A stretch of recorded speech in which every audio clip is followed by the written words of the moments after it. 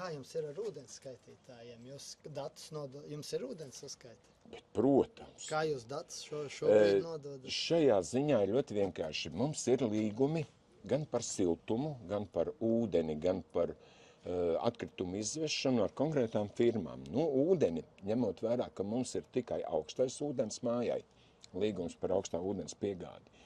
Mums ir lielais skaitītājs, mums mājā ienāk iekšā ūdens, viņš saskaita mēnesī vidēji mūsu māja vidēji patērē kaut kādi 110–115 tonnas ūdens vidēji, kuru mēnesi vairāk, kur mazāk, jā, un tad mums katrā dzīvoklī ir šie augstā ūdens skaitītājs, pie kā mums ir nenormāli novērcies, kad iepriekšējais mājas vecākais ar visiem dzīvokļu īpašniekiem labu domu paņēma. Viņi visi, nevis katrs lika pats personīgi, bet mājas salikās kopā, nopirka visi vienādus ūdens skaitītājus un vienlaicīgi visi viņus nomainīja. Es pat teikšu godīgi, kaut kādus 7 gadus atpakaļ.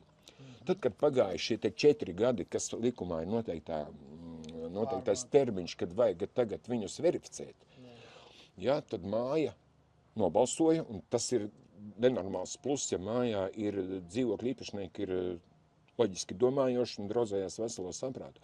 Mēs visi nobalsojām, ka mēs neņemsim tagad nos šitos vecos, nevedīsim viņus verificēt, bet mēs tā varam atļauties, jo mēs piegādātājiem maksājam, tik cik viņš mums palūdz.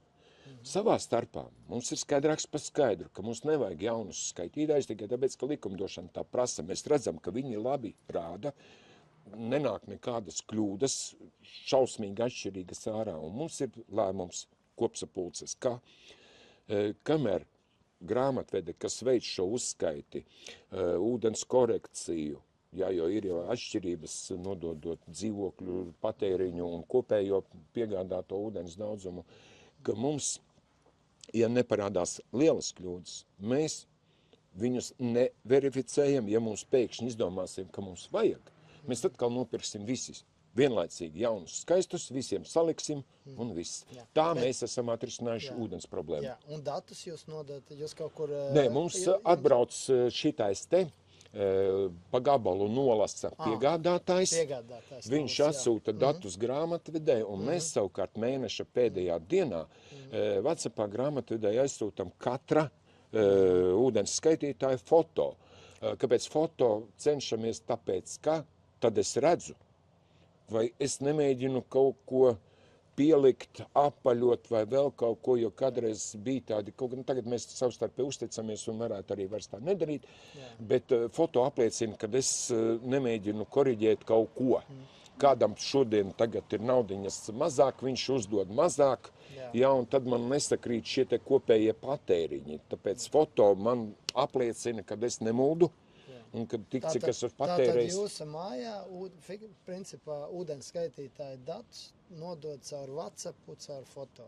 Pareiz, Jā, grāmatvedēji, kas īstenībā arī mums ir nenormāls plus, dzīvo mūsu mājā.